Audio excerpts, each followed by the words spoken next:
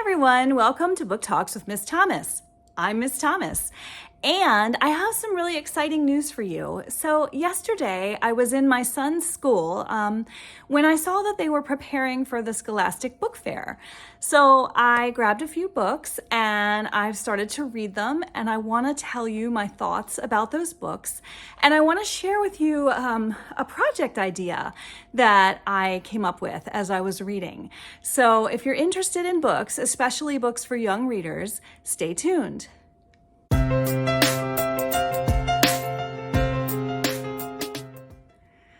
So welcome to Book Talks with Miss Thomas. If you're new here and you like hearing about great books, then please subscribe. And if you've been here before, welcome back. Actually, I have this project that I've been thinking about.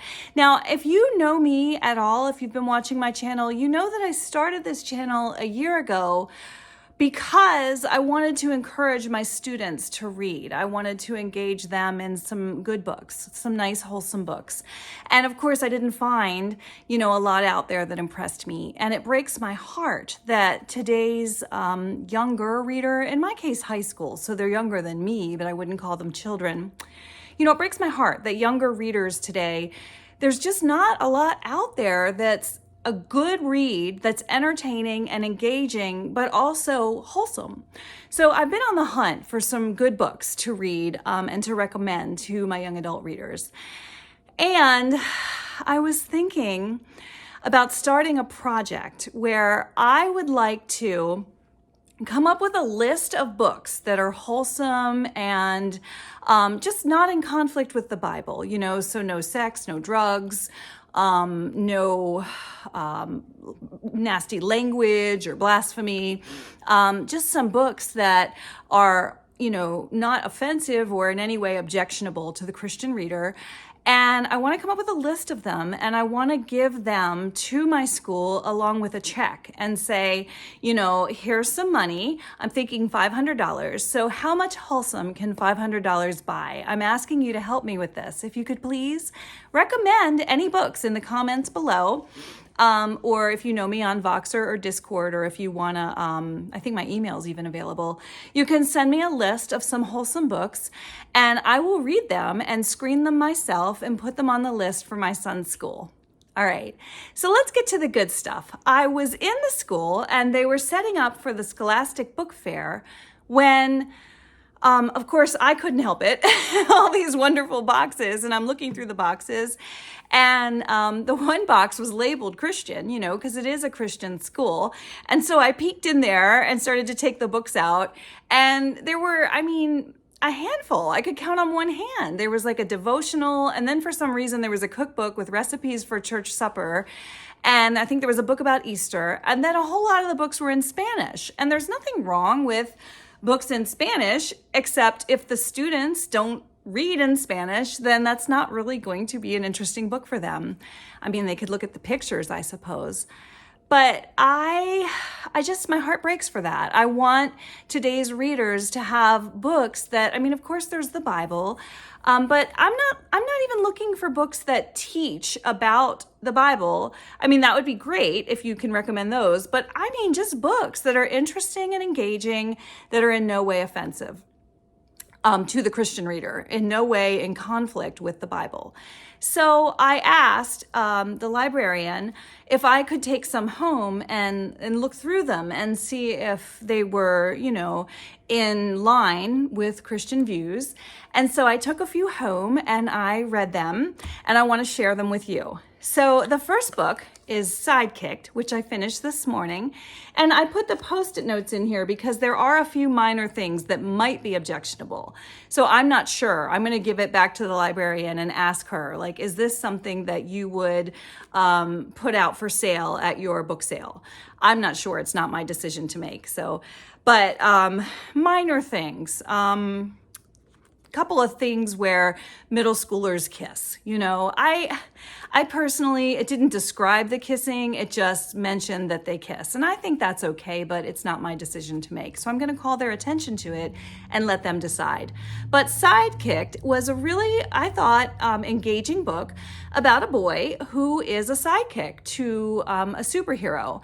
And so he goes through his life looking for the superhero that he's supposed to be the sidekick for. That superhero has disappeared.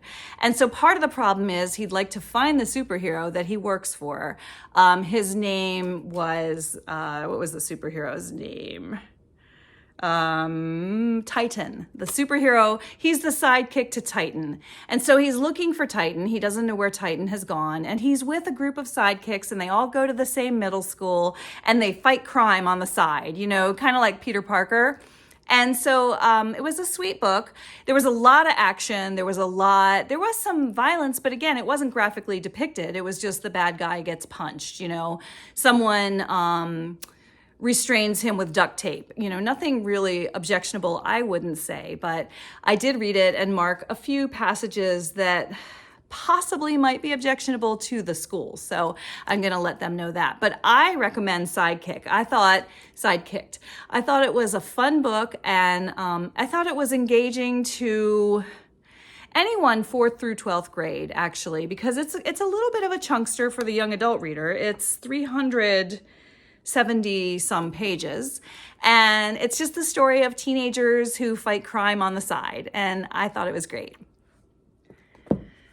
The Real McCoys, I haven't finished yet, but I started going through this one, and this is, to me, Nancy Drew meets Diary of a Wimpy Kid. So it's where there's a ton of illustrations and some interesting use of white space in the page.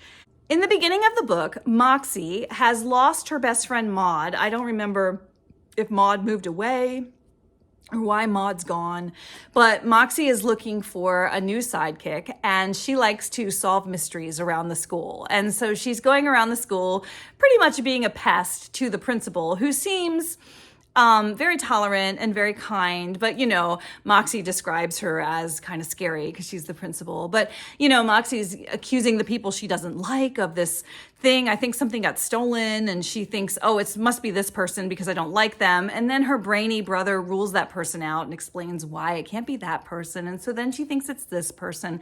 And she's going through the book trying to solve the mystery and find a new sidekick. And her brother is also just a fun little extension of her in the book. There's the brother. So he's like a very brainy little guy who's younger than her. So The Real McCoys is, I think, like a version of Diary of the Wimpy Kid for girls. And so far, I haven't finished it. I got about a little more than halfway through, and I didn't find anything objectionable. I think it seems pretty sweet. And then my favorite, I've saved the best for last, is Insignificant Events in the Life of a Cactus. I loved this book. I loved it. It's the story of a girl who was born without arms. And let me see what her name is. Avon. Her name is Avon. And she is born without arms. And so she grows up in this community of friends because she's been in a small school her whole life with these friends, and she likes them and gets along with them, and they're really wonderful friends. But then her dad is offered this job in Arizona.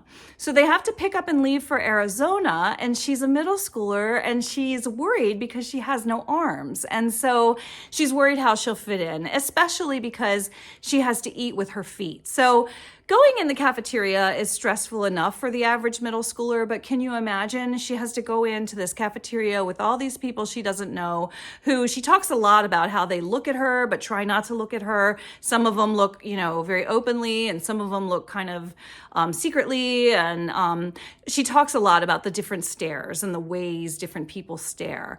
So she's worried about going into the cafeteria to eat lunch. So she goes and hides out in the library when this other student, a young man, starts barking at her.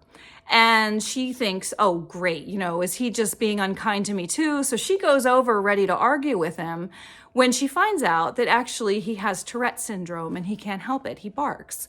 And so they form a unique friendship. And then she actually starts going with him to a support group for people with Tourette's. And they just make friends with a few other people. And they forge their way through middle school together. And it was just a really, really lovely book. There's a little bit of a mystery involved in the insignificant events in the life of a cactus. There's a bit of a mystery in there, and there's just some fun friendship scenes and a lot of interesting insights about middle schoolers. And the thing I liked most about this book, and it's been my experience as a teacher too, is that the kids aren't necessarily deliberately cruel. They're just going about their own lives. And, like the way she talks about how some people avoid looking at her and that hurts her feelings, but it's not like a willful attempt at bullying or meanness. That's not necessarily the case. I find that so many people are just so busy with their own insecurities and their own things they've got going on that they don't necessarily have the time or the energy to be unkind to anyone else.